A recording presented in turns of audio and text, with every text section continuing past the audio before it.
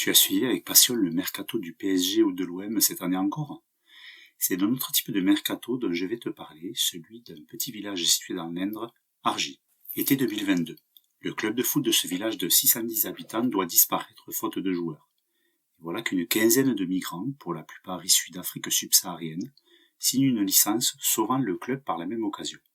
Ce sont donc pas moins de 7 nationalités que l'on retrouve dans cette petite équipe inscrite en 4e division départementale.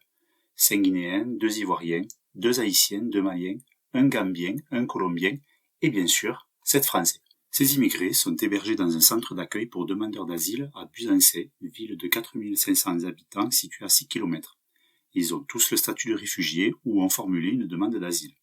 Presque tous travaillent ou sont en formation. Le coach, un ex-militaire de carrière venant de Nouvelle-Calédonie.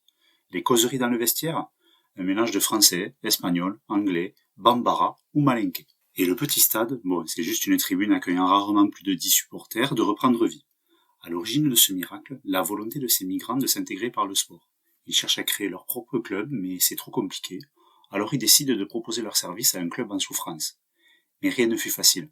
Des difficultés pour obtenir les certificats dans ce désert médical qu'est le petit département de l'Indre, vérification de la Fédération française de football un peu trop longue. Finalement, l'US Argy Nouvelle Formule démarre sa saison par une défaite peu glorieuse 6-1 contre Chabris.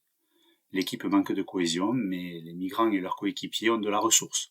Comme témoigne l'un d'entre eux, notre force vient de notre parcours, se rappeler qu'on a failli mourir en mer, fait oublier la fatigue et donne envie de se battre. Mars 2023, ils sont maintenant 4e de leur championnat. Alors, quelques phrases hostiles fusent sur les terrains adverses.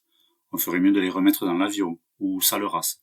Il faut dire qu'en 2016, Mort aux migrants avait été tagué sur les murs du centre d'accueil dans ce territoire où le Rassemblement national obtient de hauts scores électoraux.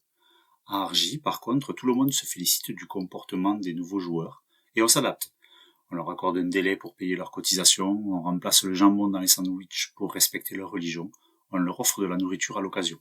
Et on les soutient quand les demandes d'asile ne sont pas accordées ou que la séparation avec les familles d'origine devient trop difficile à supporter. Alors maintenant, l'US Argy peut-elle envisager une bonne saison 2023-2024 ? 2 joueurs risquent d'être expulsés, mais 3 Vénézuéliens viennent d'arriver au centre. Le prochain mercato sera donc très suivi, au moins autant que celui du PSG ou de l'OM, même si évidemment les salaires ne sont pas les mêmes. L'équipe de foot d'un petit village de la France profonde, sauvée par des migrants, avouez que ce n'est vraiment pas un point de détail.